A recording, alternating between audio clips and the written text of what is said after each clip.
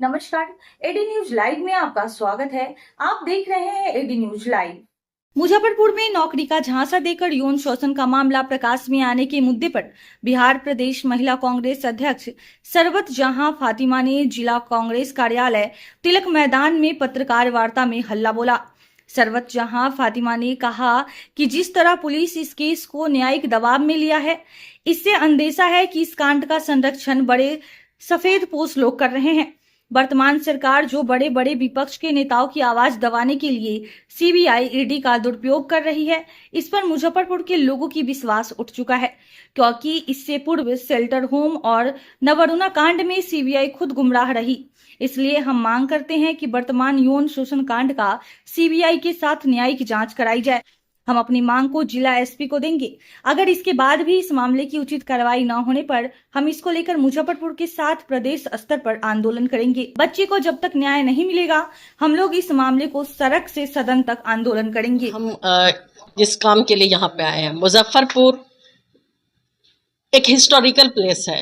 यहाँ के साहित्य, यहाँ के जो अपनी आदाब तहजीब है, वो सारी दुनिया में मशहूर है। यहाँ का लीची भी बहुत मशहूर है। लेकिन पीछे विगत वर्षों में यहाँ की कुछ और चीज़ें देश प्रदेश में बदनाम हो रही हैं और मुजफ्फरपुर के इस साहित्यिक माहौल पे कलंक लगा रही हैं। जैसे कि शेल्टर होम का मामला हुआ था, हम सब ने उसकी सीबीआई जांच की मांग भी की थी। पता नहीं सीबीआई जांच में क्या आया नहीं आया, ये क्लियर नहीं हो पाया और नहीं हम सब के दरमियान उसका रिजल्ट आ पाया, जिसके नतीजा में शेल्टर होम अभी दबा नहीं था कि नौकरी के झांसा में देने वाली बच्चियों को, अदर स्टेट की बच्चियों को भी बुला करके यहाँ पे प्रताड़ित करना, शोषित करना, ये बड़े पैमाने पे चल रहा है। ये तो भला हो एक बच्ची का कि जो बाहर निकल करके और उसने ये बात उठाने की हिम्मत की, नहीं तो ये जिसके संरक्षण में चल रहा है। आपको क्या लगता है कि इतनी बड़ी घटना के पीछे किसी का हाथ नहीं होगा? जरूर कहीं ना कहीं से उनको संरक्षण मिल रहा होगा, तभी इतनी बड़ी घटना हुई है और उसका एफआईआर तक नहीं दर्ज होता है। आप सबको मालूम होगा कि कोर्ट के जरिए एफआईआर किया गया, इसकी कॉपी अभी मेरे पास है। वीडियो के जो भी वीडियो की उनकी रिकॉर्डिंग है वो सब कुछ मेरे पास है। हम यही यहाँ पे आप सबसे बात करने आए हैं और अभी एसपी साहब से, माननीय एसपी साहब से मिल करके ज्ञापन देंगे कि इसकी जांच सीबीआई से कराएं। सीबीआई से नहीं होता है, न्यायिक जांच कराएं, लेकिन इसके तह तक जाना है।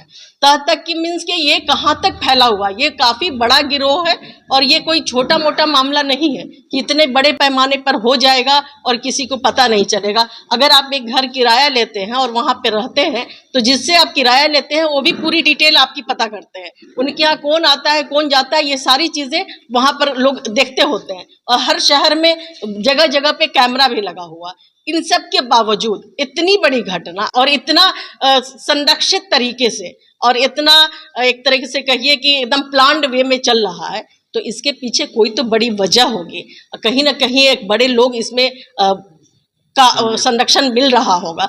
तो इसको उजागर करने के लिए और इसके न्यायिक जांच के लिए, सीबीआई की जांच के लिए हम मांग करेंगे। अभी यहाँ पे जाकर के एसपी साहब से एक ज्ञापन देने वाले हैं कि सर इस तरह से लड़कियों को महफूज कीजिए, ताकि लड़कियां बाहर निकलने में, आज के ज़माने में जहां दुनिया चांद पे चली गई, लड़कियां बराबर में काम कर रही हैं। जब लड़कियां अपने आप को, बच्चियां अपने आप को महफूज फील नहीं करेंगी तो कैसे बाहर निकलेंगे? कैसे हमारी बेटी, हमारी बहन, हमारी माँ बाहर निकल करके काम करने के लिए, पढ़ाई करने के लिए नहीं निकल सकती हैं? तो ये जिम्मेदारी यहाँ के सरकार की बनती है।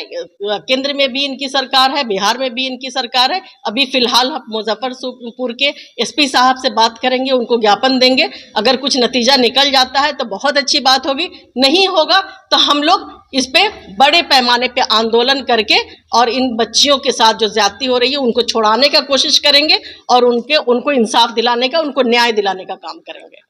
सीबीआई की बात करेंगे, मतलब सीबीआई को आप चाह रहे हैं कि यहाँ का 3 ऐसा मामला है जो सीबीआई को हैंड ओवर किया है। बिल्कुल। और इस पर आज तक कोई क्लू नहीं मिला।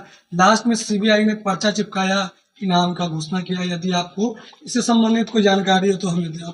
ये बड़ी मतलब हास्यास्पद मामला है कि जो सीबीआई, जो ईडी बात बात पे नेताओं के घर में, ऑफिसर के घर में जो इनके खिलाफ में मुंह उठाते हैं, वहां घुस जाते हैं। उनको इतनी बड़ी बड़ी घटना, शेल्टर, आप सही कर रहे हैं, शेल्टर होम और नरूना कांड में इनको कोई क्लू नहीं मिल पाया था। क्यों नहीं मिल पाया था? तो आप न्यायिक जांच पे आइए। अगर सीबीआई से नहीं होता तो आप न्यायिक जांच करा करके कम से कम ये मामला बाहर तो लाइए, ताकि लोगों का विश्वास सरकार पे और यहाँ की तंत्र पे हो सके। तभी तो विश्वास होगा, तभी तो यहाँ व्यापार या कुछ भी एजुकेशन, कुछ कोई सिस्टम चल पाएगा। कैसे चलेगा? आधी आबादी जब महफूज नहीं होगी तो कैसे चलेगा?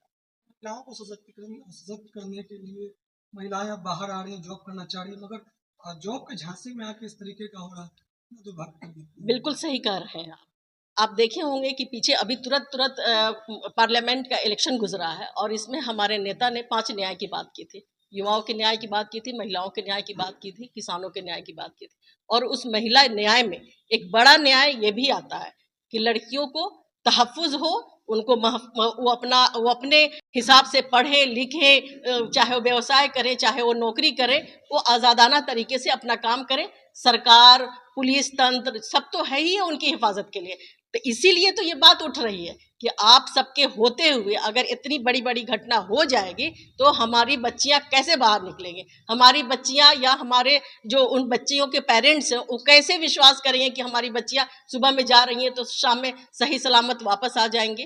तो ये तो फेलियर है ना यहाँ के मतलब सरकारी तंत्र का, या जो भी करें यहाँ मुजफ्फरपुर का। अगला स्टेप क्या होगा अगर अभी हम यहाँ के जो पुलिस अधीक्षक हैं उनसे बात करेंगे, उनको अपना ज्ञापन देंगे कि इस पर कार्रवाई करें, जल्द से जल्द न्यायिक जांच, सीबीआई जो भी हो इसको सामने लाए। अगर उसमें देरी होगा तो फिर हम लोग सड़क पर उतरेंगे, क्योंकि जब तक इस चीज़ को ख़त्म नहीं करेंगे चैन से नहीं बैठेंगे।